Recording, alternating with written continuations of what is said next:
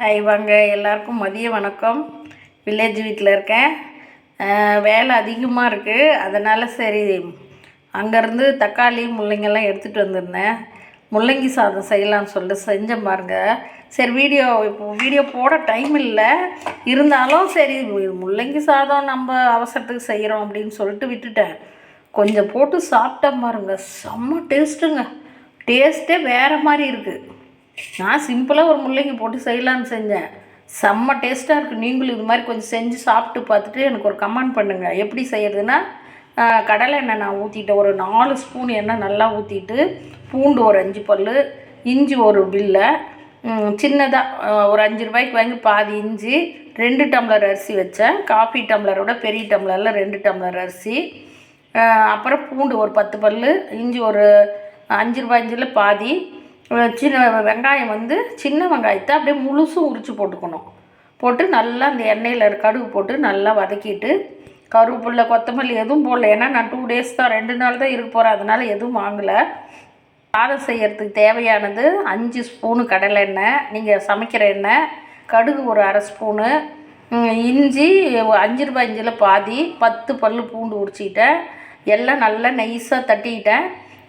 சின்ன வெங்காயம் ஒரு 10 வெங்காயம் உரிச்சிக்கிட்டேன். நீங்கள் கட் பண்ணி போடுறதுனால போடுங்க. இப்போ சின்ன வெங்காயம்லாம் பெரிய வெங்காயம் கட் பண்ணி போட்டேன். நான் முழுசும் போட்டேன். செம்ம டேஸ்ட்டுங்க.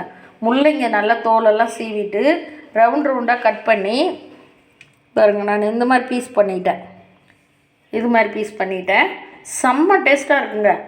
நல்லா இஞ்சி பூண்டெல்லாம் நல்லா வதங்கின பின்னாடி, வெங்காயம் வதங்கின பின்னாடி இந்த முள்ளங்கி கட் பண்ணதை சன்னமாக கட் பண்ணி அதில் கொட்டி நல்லா எண்ணெயில் வதக்கிக்கணுங்க. அந்த தண்ணியெல்லாம் சுண்டுற அளவுக்கு வதக்கிட்டு, அதுக்கப்புறம் பெரிய பெரிய தக்காளி, சின்ன தக்காளியாக இருந்தால் ஒரு 4 தக்காளி போட்டு நல்லா அந்த எண்ணெயில் முள்ளங்கியோடையே இதை வதக்கணும். நல்லா தக்காளி வெந்து நல்லா உடையிற அளவுக்கு வதக்கிட்டு, மஞ்சத்தூள் 1/2 ஸ்பூனு, கறி மசாலா 1 ஸ்பூனு, நம்ம சாதா மிளகாத்தூள் 1 ஸ்பூனு, தனியாத்தூள் 2 ஸ்பூனு, சின்ன சின்ன ஸ்பூனில் எல்லாம் போட்டு, உப்பு போட்டு 1 டம்ளருக்கு 2 டம்ளர் தண்ணி வச்சு ஒரே விசில். நான் 2 விசில் விட்டேன். கொஞ்சம் கொலன்னு சாப்பிட்லான்னா, அப்போயும் பழைய அரிசி சாதம் நல்லா இருக்குனால விதையாக இருக்குது. 2 விசில் விட்டு ஆஃப் பண்ணி இறக்கி வச்சுருங்க. உங்களுக்கு நெய் தேவைன்னா மேலே நெய் போட்டுக்கோங்க. நான் கொஞ்சம் சளி பிடிச்சிருக்கு, தனியாக இருக்கிறனால நெய் வேண்டான்னு விட்டுட்டேன்.